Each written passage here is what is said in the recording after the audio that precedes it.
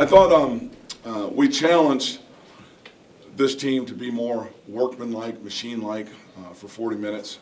We challenged them to make some necessary adjustments after the Gonzaga game. Those adjustments were finishing better in transition, particularly when you have 2-on-1, 3-on-2, because we felt like we left so many plays on the floor that last game. And just be a little bit tougher defensively to stay focused on that end of the floor and understand your assignment. I thought we got out to a great start. We were great defensively in the first half, and we really hit a point in that game where we really clicked offensively as well too. So the game allowed us to grow, and the next step for us is a road test. Even though it's 7 miles down the road, it is still a road game. It's the next thing on our schedule that we need to deal with at this point in time with this team. As you build your bench for other contests and for conference play, how important was it to have a game like this where everybody plays 10 or more minutes? It was very important.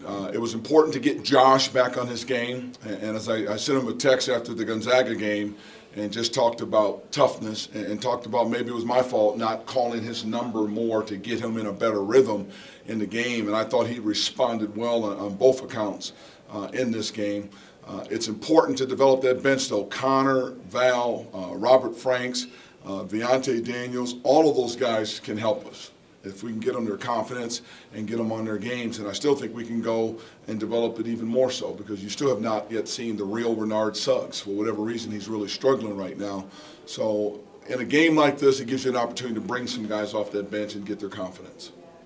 Did you call more plays for Josh than you would in a normal game for that reason? Not necessarily in a normal game. I wanted to make sure we got him going. So we started the game calling his number quite a bit. There was at one point in time in the Gonzaga game, you saw us go to Q quite a bit. This game went to Josh a lot. We went to Viante a lot in this game, the second half as well, too, just to get guys going. We went to Connor quite a bit. So Josh responded well, and it was nice to see him respond. We cleaned up some things in practice and really focused on getting him open and getting him the ball in better position to score. Which of those combinations that you used did you really like today?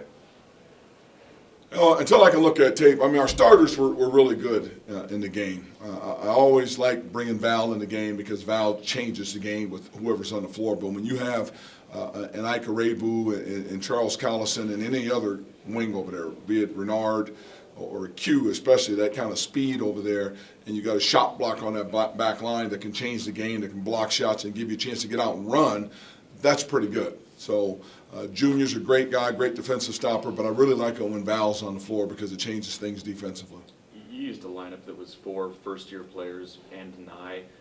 How was he sort of kind of managing for you guys? Well, he needed. That's why I had him out there, so he could be point guard and do a better job of developing what I call his point guard leadership, and that's exactly what we told him. You run this team. Get guys shots, and don't worry about yourself. We can get yours a little bit later in the game. I thought he did a really good job of it.